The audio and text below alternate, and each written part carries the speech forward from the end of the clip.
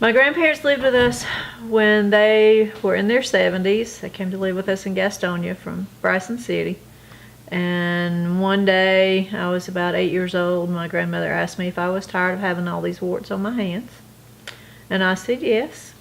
And she got a dishcloth and a string and used the dishcloth, wiped my hands with it, and took the string and kind of went around and around my fingers where the warts were with it, and cut the dishcloth in half and cut the string in half and buried it under the front steps. And a few weeks later, all my warts disappeared. We get them ghetto bitches, speaking in tongue bitches, fall on the floor, got sage on the door.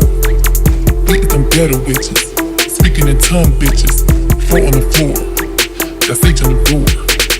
We get them ghetto bitches, speaking in tongue bitches, fall on the floor, got sage on the door.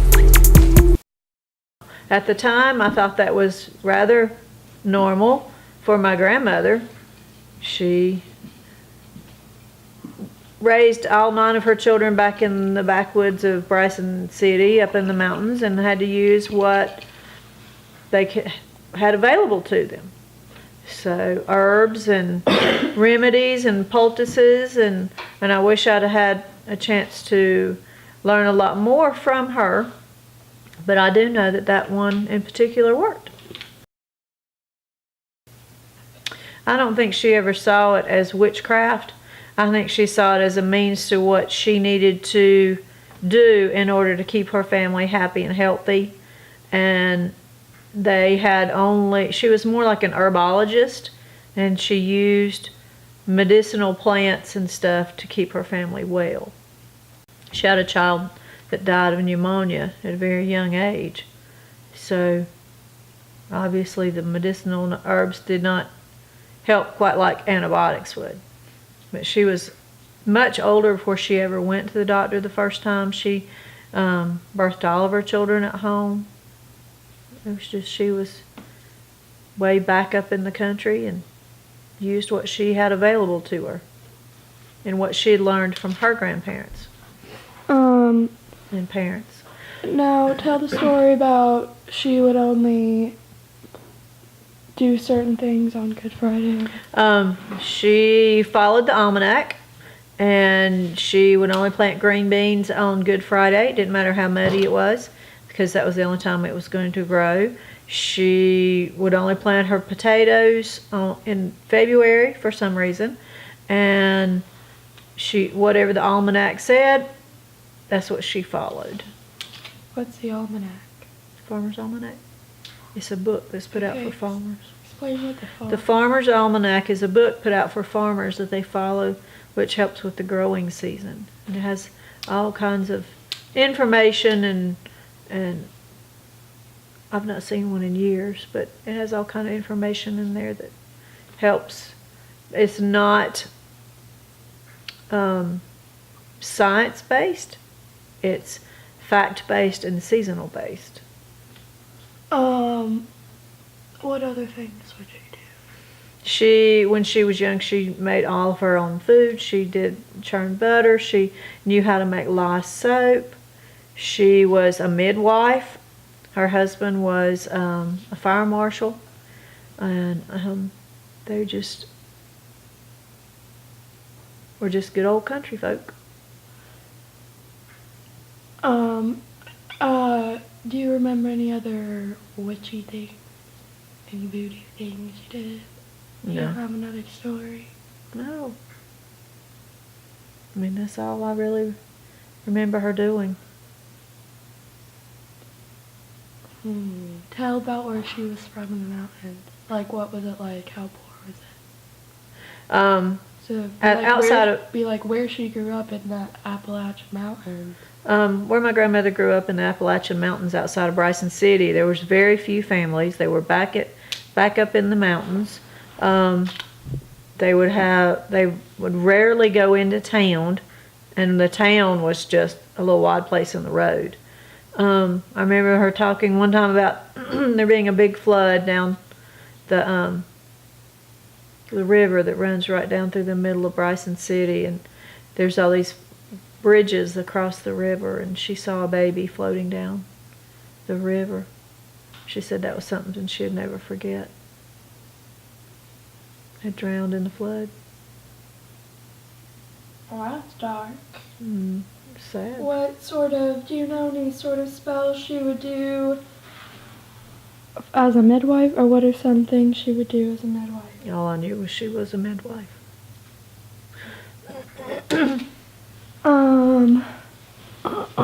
She lived to be 93 years old. Okay, I want you to say how long she lived to be, but incorporate, like, the whole thing about her using natural methods of staying healthy.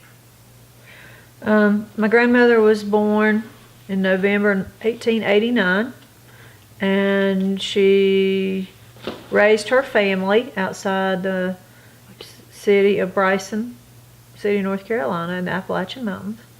She raised 8 of her 9 children there. One died at about 2 years old. And she used medicinal plants and herbs in order to keep her family healthy. They raised all their own food, all their own meat. They ate everything, anything and everything they could catch or hunt, and raised vegetables and fruits and canned and dried meat, and churned her own butter, and had a working farm, small farm, and moved down here in the late 60s and passed away when she was 93 years old in 1982. She was a teeny tiny spry little old woman that didn't take any crap off anybody. Oh, yeah. She's about 5'1" and just sharp as a tack, and her body just weakened. But she was just a spitfire, a lot like Christy. She married 2 times. Wait, Casey, you gotta stop shaking those. This camera picks up everything. Just a minute. She married 2 times. She married a Mr. Fuller, and they had a little boy named Tom. And he passed away when he was 21 years old. And a year or so later, she married my grandfather, William Harrison Cochran. And they had 8 more children. And my mom, Willie Bell Goforth, is the youngest of her 9 children. What was it like? Was it a farming community? It was just an old rocky mountain valley creek. It was a Larka. And it was outside Bryson City. And it was just one of the little valleys that people lived in. How did they usually make their income there? Did they do mostly mining there, or do you know? Nah, they done cutting pulpwood, cutting logs, and farming a little bit. She was very opinionated, and if she got something set in her head, it was right, whether it was right or wrong. And you had to prove to her that it was either right or wrong before she would believe it. Anything. Can you tell me about how she would eat the squirrels? Oh. She'd have Mike to go out and shoot squirrels, but she'd say, "Now don't shoot it in the head, 'cause I want the brains." And he'd shoot it in the back of the neck. She'd eat the squirrels, and then she'd crack her head and eat them little bite of brains. Well, she would wash the dishes, and then she'd rub the dish rag on your hand and tie a string around it tie a knot forever how many warts she had. And then she'd bury it under the steps. And when it rotted, your warts was gone. Or supposed to be. She had to have her garden ready to plant on Good Friday. And she planted green beans. I don't care if it was mud or dry as a bone or what, but on Good Friday she planted her beans. And the signs had to be in the hands. Huh. What's that mean?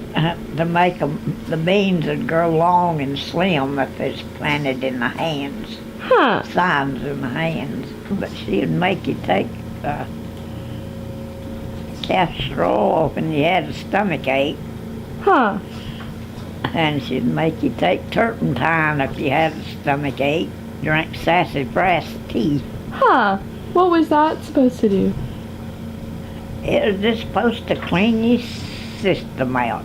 My grandmother loved to be outside and garden. She loved to grow flowers and put up food, and she always had a beautiful garden. And she always helped us with ours and helped us put up the green beans and the corn and the peas. And she was a very hard worker. She didn't like to sit still. She liked to be busy and doing. And my she'd get my brother to go hunt squirrels so that they could eat squirrel, because that was one of her favorite foods. And she would always fuss at him if he got too much buckshot in the squirrels, because she didn't like having to pick out the buckshot. Okay. Is there anything else? I just wished I'd have written down all those different things she used to talk about.